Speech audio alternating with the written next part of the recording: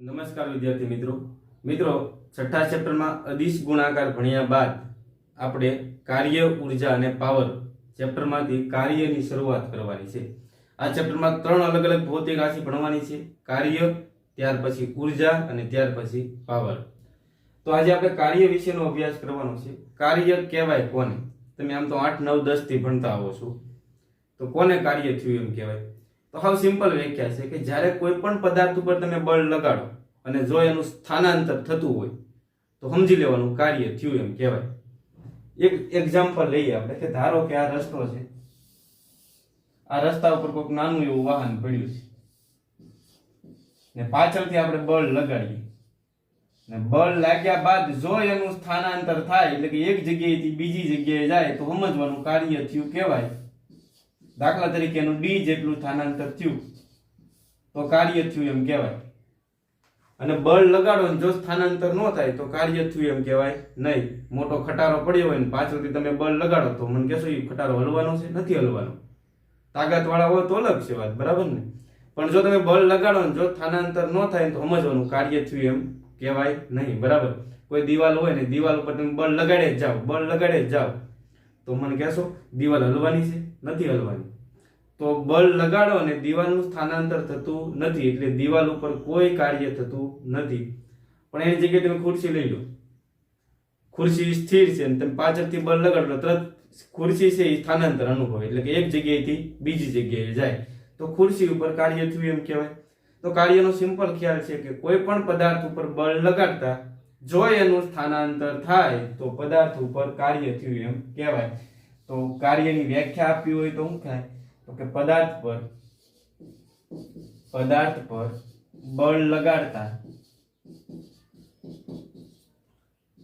થતા સ્થાનાંતરને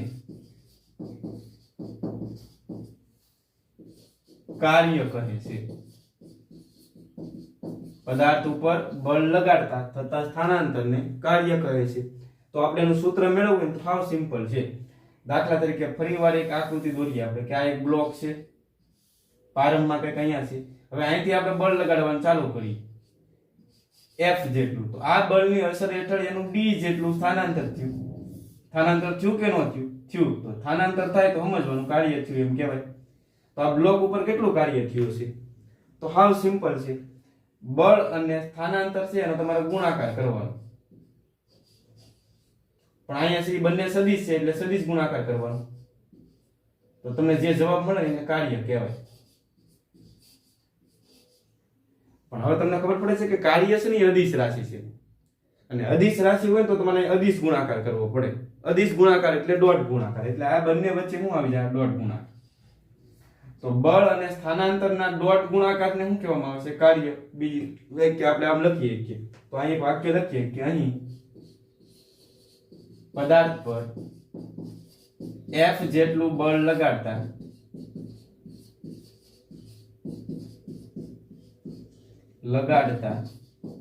D જેટલું સ્થાનાંતર થાય છે।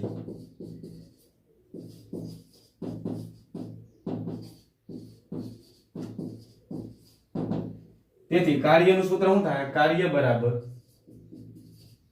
F dot D। સૂત્ર યાદ રાખજો, કાર્યને અંગ્રેજીમાં વર્ક કહેવાય તો શું આવશે? F dot D। હવે બાળકો આમાંથી જો તમે ડોટ દૂર કરી નાખો તો શું થાય ખબર પડે છે? તો માનાકમાં F આવે, યાદ છે ને? આપણે સદિશમાં A ડોટ B માંથી તમે અહીંથી ડોટ દૂર કરો તો હવે માનાકમાં A ડોટ માનાકમાં B ઇન્ટુ cos થીટા, માનાકને સદિશ કાઢી નાખો તો શું થાય? AB cos theta. આ થીટા કોની વચ્ચેનો ખૂણો હોય? તો કે આની વચ્ચેનો હોય એટલે કે A અને B વચ્ચેનો। તો અહીંયા આપણે એવું સૂત્ર બનાવતા આવડે, અમારે ડોટ કાઢી નાખો તો શું થાય? માનાકમાં A ઇન્ટુ માનાકમાં D ઇન્ટુ શું આવી જાય? cos theta. હવે માનાકને સદિશ કાઢી નાખો તો શું થાય? FD cos theta, FD cos theta. તો કાર્ય ગણવા માટેના બે સૂત્ર F ડોટ D અથવા FD cos થીટા। તો આ થીટા છે કોની વચ્ચેનો ખૂણો હોય? તો કે બળ અને સ્થાનાંતર વચ્ચેનો ખૂણો હોય। યાદ રાખજો, બહુ જ અગત્યનું સૂત્ર છે, બળ ગુણ્યા સ્થાનાંતર ઇન્ટુ cos થીટા। તો કાર્યનો આધાર છે ત્રણ બાબત ઉપર હોય, બળ ઉપર હોય, સ્થાનાંતર ઉપર હોય અને ખૂણો એટલે કે બળ છે એ સ્થાનાંતર સાથે કેટલા ખૂણે લાગે એના ઉપર પણ હોય છે। સમજજો એટલે વધારે ક્લિયર થાય। અચ્છા, મને આનો એસઆઈ એકમ કહેશો કાર્યનો? પેલા થીટા કોની વચ્ચેનો ખૂણો છે? જ્યાં થીટા એ એફ અને ડી વચ્ચેનો ખૂણો છે, સદિશ એફ અને ડી વચ્ચેનો ખૂણો છે. ઓકે, અચ્છા, હવે આગળ વધીએ આપણે. તો હવે આનો એસઆઈ એકમ કહેશો? કાર્ય છે એનો એસઆઈ એકમ શું થાય? એસઆઈ એકમ. તો કાર્યનો એસઆઈ એકમ મેળવવો હોય તમારે બળનો એકમ લખવાનો. બળનો એકમ થાય ન્યૂટન, 5મા ચેપ્ટરમાં ભણી ગયા. ડી એટલે સ્થાનાંતર, સ્થાનાંતરને ડેલ્ટા એક્સ વડે દર્શાવાય અને ડી વડે બતાવાય. તો સ્થાનાંતરનો એકમ થાય મીટર. આ કોસ ને કોઈ એકમ આવે નહીં એટલે કાર્યનો એકમ શું થાય? Newton into metre. અથવા તમે બીજો એકમ લખી શકો જૂલ. તો જૂલ બરાબર તમે શું લખી શકો? Newton into metre. જૂલ નું તમે ઓપરેશન કરો તો એમાંથી ન્યૂટન નીકળશે અને આરવાર મીટર નીકળશે. તો ન્યૂટન ઇન્ટુ મીટર વાળો ને તમે ફિઝિક્સમાં ગમે ત્યાં જૂલ લખી શકો એટલે ભૂલ થવી જોઈએ નહીં. અચ્છા, કાર્ય છે સદિશ રાશિ કે અદિશ રાશિ? કાર્ય છે અને ક્યારેય દિશા હોય નહીં એટલે કાર્ય છે ની અદિશ રાશિ છે. તો આ કાર્ય વિશેની બેઝિક માહિતી થઈ. હવે જે અગત્યના મુદ્દા છે ને જે એમસીક્યુ ગણ સોલ્વ કરવામાં કામ આવે એવા છે. હવે તમને એમ કહે કે બળ સ્થાનાંતરની દિશામાં લાગતું, બળ સ્થાનાંતરની દિશામાં લાગે.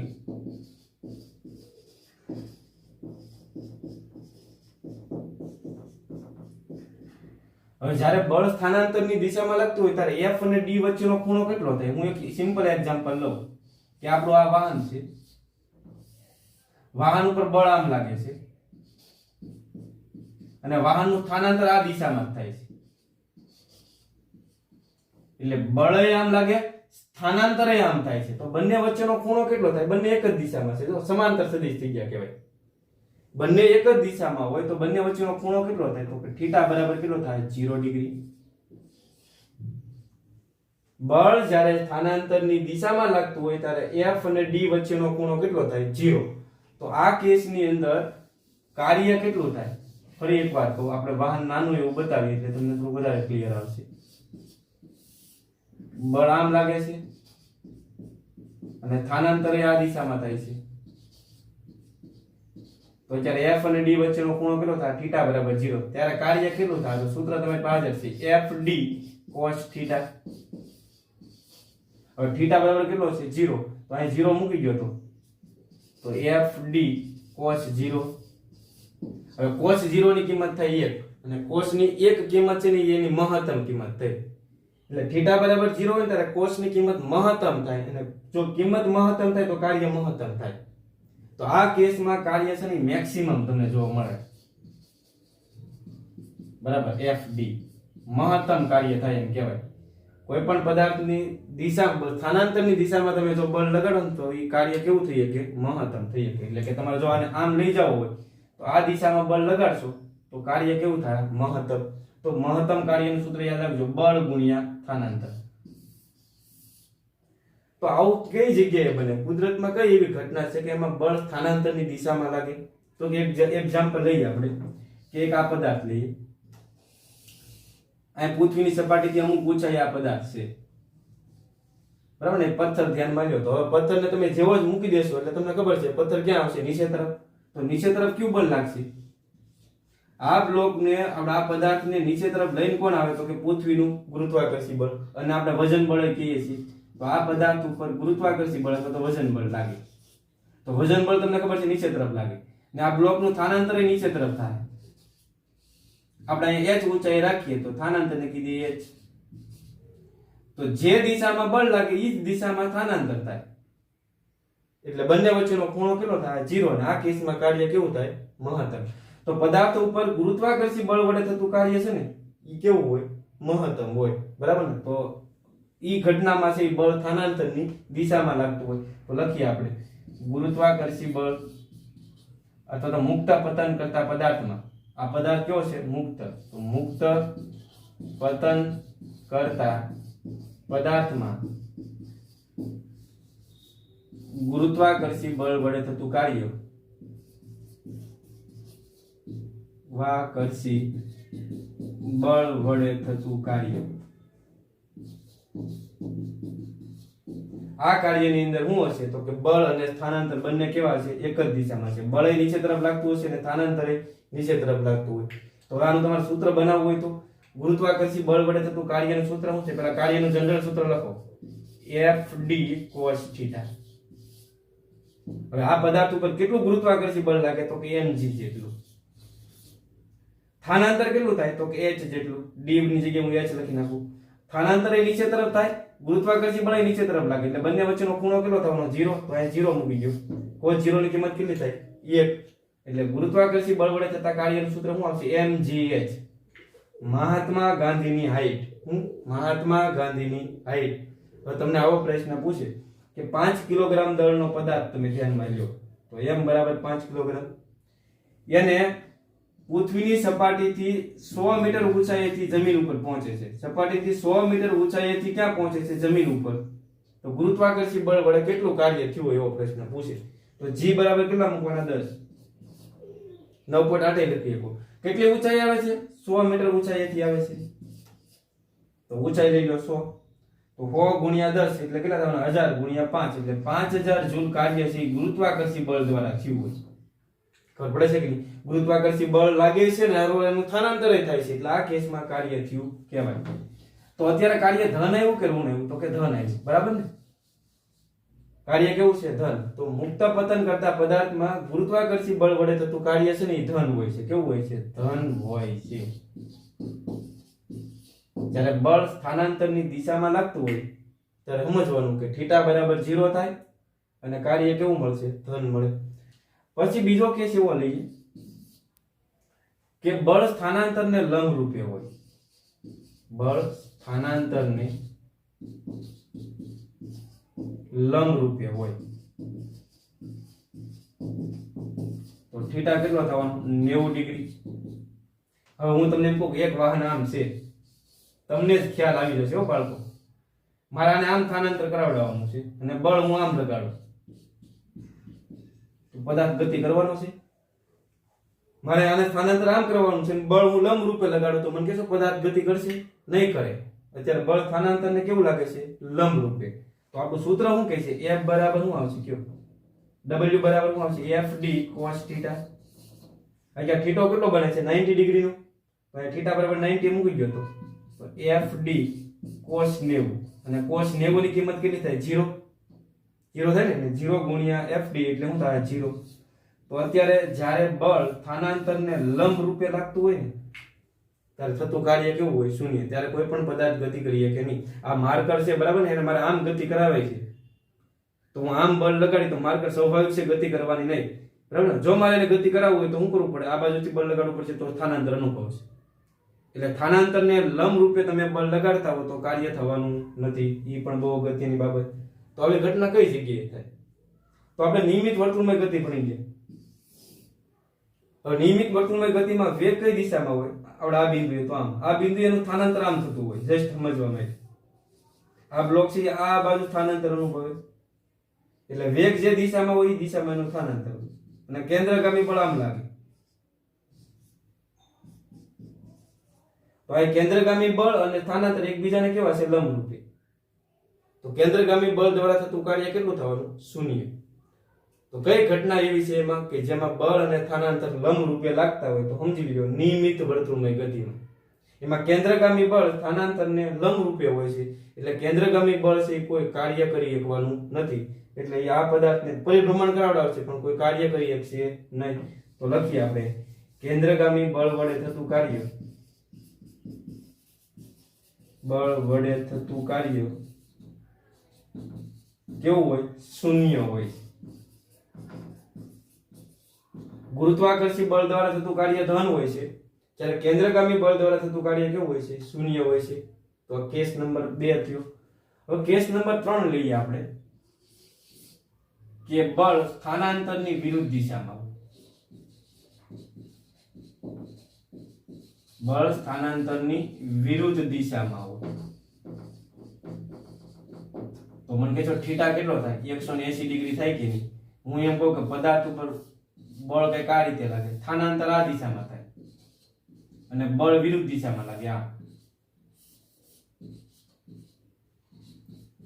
તો સ્થાનાંતર આમ થાય છે, બળ આ દિશામાં લાગે તો બળ સ્થાનાંતર ને કેવું થયું, વિરુદ્ધ દિશામાં, એટલે θ બરાબર 180 થયો. તો અત્યારે કાર્ય કેટલું થાય, તો W બરાબર સૂત્ર છે FD cos θ.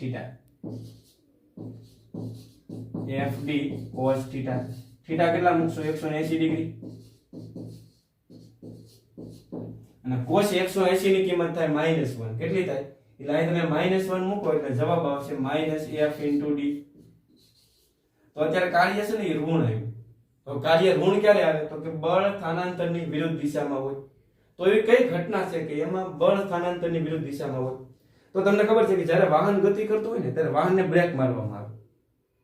તો બ્રેક દ્વારા જે બળ લાગે ને ટાયર ઉપર, એ બ્રેકિંગ બળ કહેવાય. હવે એ બ્રેકિંગ બળ પાછળ લાગતું હોય, તમે જોજો, અને વાહન છે એ આગળ તરફ જતું હોય, એટલે સ્થાનાંતર આગળ થાય, બળ પાછળ તરફ લાગે, એટલે બંને વચ્ચેનો ખૂણો કેટલો થયો, 180 ડિગ્રી. તો બ્રેકિંગ બળ દ્વારા થતું કાર્ય કેવું આવશે, ઋણ આવશે. ખબર પડે છે કે નહીં? તો આપણે એક વાક્ય લખી નાખીએ કે બ્રેકિંગ બળ દ્વારા થતું કાર્ય, બ્રેકિંગ બળ દ્વારા થતું કાર્ય ઋણ હોય છે. તો આ ત્રણ ઘટનાને અંતે વિદ્યાર્થી મિત્રો તમને ખબર પડી ગઈ હશે કે કાર્ય ધન હોય. આ કાર્ય કેવું છે, ધન. આપણે મેક્સ ની જગ્યાએ તમે ધન લખી શકો. કાર્ય શૂન્ય હોય અને કાર્ય છે ઋણે હોય. કે બળ અને સ્થાનાંતર એક જ દિશામાં હશે ત્યારે કાર્ય ધન થશે. એટલે કે ગુરુત્વાકર્ષી બળ દ્વારા થતું કાર્ય કેવું હોય, ધન. બળ અને સ્થાનાંતર એકબીજાને લંબ રૂપે હોય ત્યારે કાર્ય છે શૂન્ય થાય. એટલે કે કેન્દ્રગામી બળ દ્વારા થતું કાર્ય કેવું આવશે, શૂન્ય.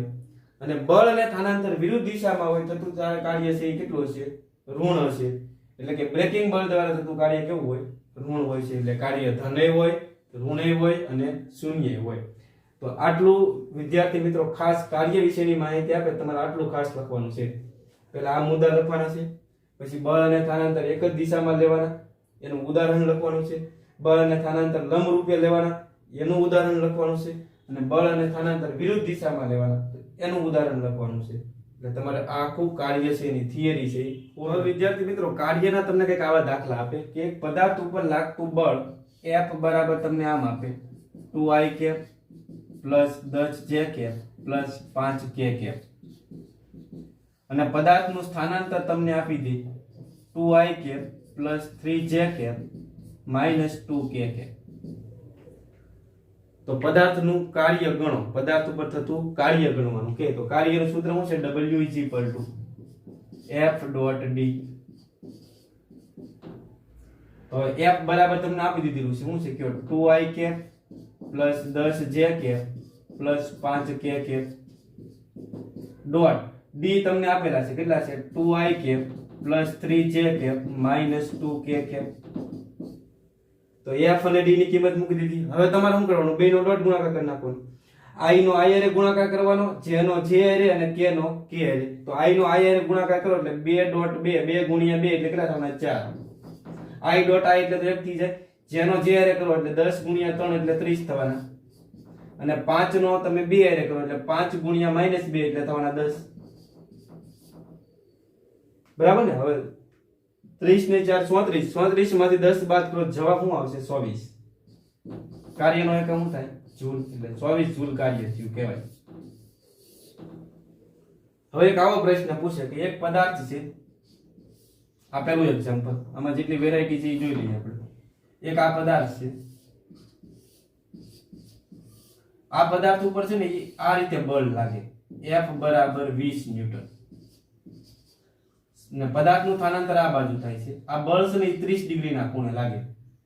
આપણે 60 ડિગ્રીનો ખૂણો લઈએ. કેટલા ડિગ્રીના ખૂણે બળ લાગે, 60 ડિગ્રીના ખૂણે. અને આ પદાર્થ છે એનું 10 મીટર સ્થાનાંતર થાય. તો થતું કાર્ય કેટલું હોય? તો આ દાખલામાં તમને બળનું મૂલ્ય આપી દીધું, F કેટલું આપ્યું, 20. સ્થાનાંતર આપ્યું 10 મીટર અને થીટા આપ્યો 60 ડિગ્રી. I J અને K વાળા પદ આપ્યા હોય તો તમારે ડાયરેક્ટ ડોટ ગુણાકાર કરવાનો, પણ અહીં તમને ડાયરેક્ટ મૂલ્ય આપ્યા છે. તો હવે કાર્ય કઈ રીતે ગણશો, તો W બરાબર FD cos θ. આપણે બીજા સૂત્રનો ઉપયોગ કરીએ, બરાબર, ડોટ દૂર કરીએ. FD cos θ. તો F કેટલા છે, 20, D કેટલા છે, 10 અને θ કેટલા છે, 60 ડિગ્રી. તો 20 ગુણ્યા 10 એટલે 200 થશે. cos 60 ની કિંમત શું થાય 1/2 200 ભાગ્યા 2 કરો એટલે જવાબ શું આવે 100 તો 100 જૂલ કાર્ય થયું એમ કહેવાય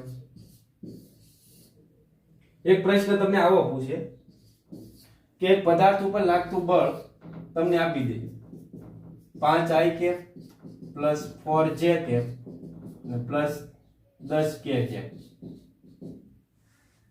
અને હવે તમને આવો પ્રશ્ન પૂછે કે પદાર્થનું y દિશામાં 3 મીટર સ્થાનાંતર થાય કઈ દિશામાં y દિશામાં સ્થાનાંતર તમને આપે y દિશામાં કેટલું 3 મીટર હવે આ 3 મીટર એ કઈ દિશામાં છે તો કે y દિશાને y દિશા બતાવી તમારે શું કહેવાય j કેપ x દિશામાં એનું સ્થાનાંતર થતું નથી એટલે 0i કેપ આવે તમે એવું લખી શકો 0i કેપ y દિશામાં કેટલું સ્થાનાંતર થયું 3 મીટર એટલે અહીં આવશે 3j કેપ અને z દિશામાં સ્થાનાંતર થતું નથી એટલે 0k કેપ તો તમને કાર્ય ગણતા આવડે તો કાર્ય બરાબર શું આવશે w બરાબર જો સદિશ i j અને k વાળા પદ આપે એટલે ડોટ ગુણાકાર કરાય f ડોટ d f કેટલા મૂકશો 5i cap plus 4j cap plus 10k cap dot સ્થાનાંતર y દિશામાં છે બરાબર ને એટલે i અને k છે 0 છે એટલે 0i cap 3j cap plus 0k cap હવે i નો i ડોટ ગુણાકાર કરો તો 5 ગુણ્યા 0 એટલે 0 થવાનું 4 ગુણ્યા 3 એટલે 12 થશે j ડોટ j j થી આવને અને 10 ગુણ્યા 0 એટલે જવાબ શું આવે 0 એટલે જવાબ શું આવશે કે 12 મીટર 12 જૂલ તો તમને આવો પ્રશ્ન પૂછે કે x દિશામાં એનું 5 મીટર સ્થાનાંતર થાય માત્ર ને માત્ર x દિશામાં તો અહીંયા x દિશામાં તમારે લખવાનું 5 મીટર y દિશામાં સ્થાનાંતર નથી તો હવે તમારે ફેર શું પડશે અહીંયા આવી જાય 5 i કેપ અહીંયા ઉઠી જાય 0 એટલે હવે તમે ચેક કરજો આનો ગુણો ડોટ ગુણાકાર તો 0 થઈ જાય આનો નાનો ડોટ ગુણાકાર થાય તો 5 ગુણ્યા 5 એટલે જવાબ શું થાય 25 તમારે ડાયરેક્ટ લખી શકો હિસાબ કરજો તમારી રીતે તમને એમ કીધું કે z દિશામાં છે એનું 8 મીટર સ્થાનાંતર થાય તો z દિશા એ લખ્યા કે તો આ બધાનો ડોટ ગુણાકાર તો 0 થઈ જાય તમે કરશો એટલે પણ તમારે છેલ્લે શું આવશે 0 0 8 આ બે તો 0 થઈ ગયા આનો નાનો ડોટ ગુણાકાર થાય એટલે જવાબ શું આવે 80 જૂલ હવે તમને ડાયરેક્ટ આવડી જાય તમને એમ કે ભાઈ પદાર્થનું છે x દિશામાં 3 મીટર સ્થાનાંતર થાય x દિશા હોય એટલે 3 લખી નાખવાનું 3 ગુણ્યા 5 એટલે કેટલા જૂલ થશે 15 જૂલ તમને એમ કે y દિશામાં 15 મીટર સ્થાનાંતર થાય તો y દિશામાં અહીંયા આવશે j કે 15 4 60 જૂલ તમને એમ કે ભાઈ z દિશામાં 20 મીટર સ્થાનાંતર થાય તો અહીં 20 લખવાનું 20 ગુણ્યા 10 કેટલા થવાના 200 તો આ રીતે દાખલા પૂછે તો વિદ્યાર્થી મિત્રો તમને આવડી જવા જોઈએ તો આજે કાર્યની બેઝિક માહિતી સમજ્યા આવતા લેક્ચરમાં આપણે એને રિલેટેડ વધારે દાખલા ગણીશું